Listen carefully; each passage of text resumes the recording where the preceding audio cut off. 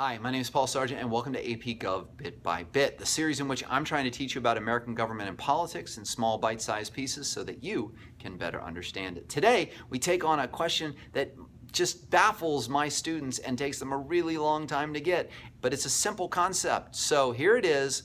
What is federalism?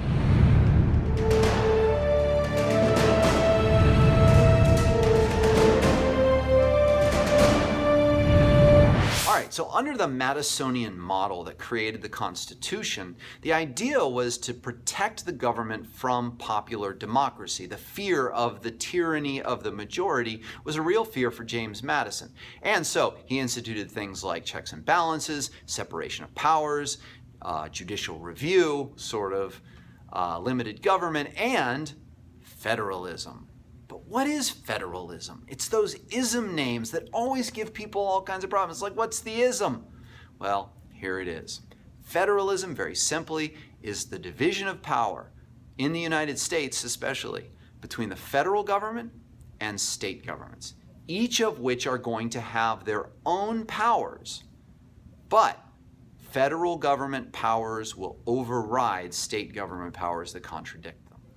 As laid out in the Constitution, federalism really gives certain powers to the federal government. They give them the powers, let's say, to make war. They give them the powers to create money. They give them powers to make treaties. They give them power to raise taxes. They give them all of these powers. And they say this is what the federal government really is designed to do. They also include a series of denied powers to the federal government, saying that federal government cannot do certain things and that those will be reserved for the states. And then they also list things the states can't do, like make money and make war and all of that. So they outline basically, here are the different ways that power is going to be divided between the federal government and the states. But they had to realize that there were some issues that states needed to deal with by themselves and for themselves that the national government really should kind of stay out of.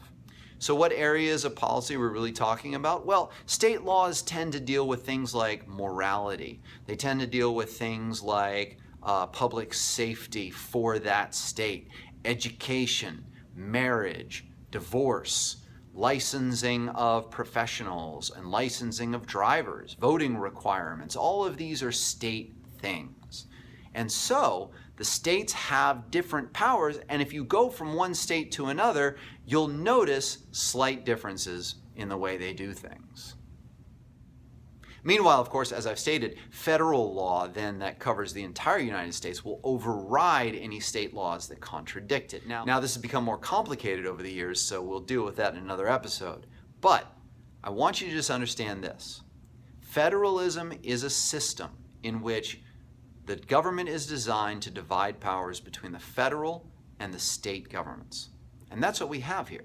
And that's why we have state laws in state courts and federal laws in federal courts. And that's why some states have better roads than others. Some states have better education systems than others. Some states allow different things, medical marijuana or recreational marijuana recently, and why voting requirements and registration requirements for voting might be different from state to state. That's basically what federalism is. So anyway, that's federalism. My name is Paul Sargent. This is AP Gov Bit by Bit. Please subscribe so that you can get notified whenever I post new videos. And until the next episode, have yourselves a wonderful day. Thanks for watching.